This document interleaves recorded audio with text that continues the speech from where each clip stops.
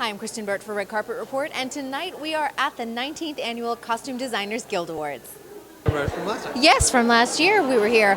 I always like to ask, each year of nominees kind of brings a sort of theme. What do you think this year's theme is? I think there's so much great work out there that the really designed projects are standing out.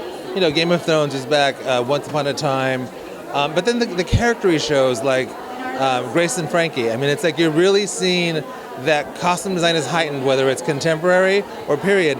The costumes of the clothes have become so important. And so much goes more even into contemporary clothes. We're even seeing a lot of throwbacks, 50s, 60s, 70s. We're seeing a lot of that in television, aren't we? Absolutely. I mean, I think that, with Mad Men, it really changed the way television was thought of. Like, it always had to be contemporary. I used to go on interviews like, we're going to do a show about the 50s, but let's use modern clothes and modern hair. Like, why are you afraid of it? And I think that producers and the public is much more used to seeing it. I mean, look how well Downton Abbey did. An old-fashioned, stodgy era, but that was so beautiful, and the audience loved it. And I think it has really set that this generation of viewers of film and television are not afraid of period clothes, and they really enjoy it, and they understand them now. Well, that's fantastic, too, because it brings the entire industry up. Everyone out there has to have their A game. Absolutely. And it's funny, because it's like before you would never do that on television, so the quality of work in costumes on a television show is 10 times what it was 10 years ago, because it's so much more as expected. So it's really making costume designers bring their A game because, you're not just throwing a t-shirt and jeans on somebody.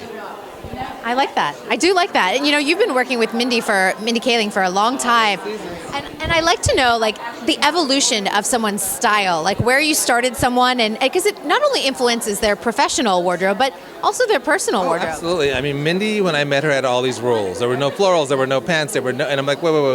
You have to find the right floral. And then I saw on the cover of InStyle magazine a floral dress. I'm like, I think that Mindy trusts me now, and she inspires me because she'll say I saw this great leather jacket. How can we use this? I'm like, okay. Or she'll bring something totally random, and I'm like, that's weird. But then we'll put it on, and okay, let's make it work. And with Mindy, it's a true collaboration. She will text me at 3 a.m, look at this great thing I saw on Farfetch, and I'm like, okay, let's make that work.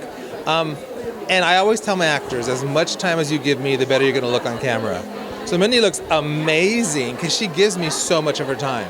Yeah, that's what we want. We want the best silhouettes. We want to look as thin as possible. You'd be surprised how many actors don't want to come to fittings. They just want it to look perfect. And I'm like, well, you're good. I can make it work quickly, but I can make it look 10 times better if you give me the time. It's a really good tip, too. It really is. Great talking with you. I know. I always like to hear your insight, what's happening in the industry. Nice to see you. Thank you so much. Thanks for watching. Be sure to subscribe to our channel, like this video, and in the comments below, let us know what your favorite look is from the nominated films this year.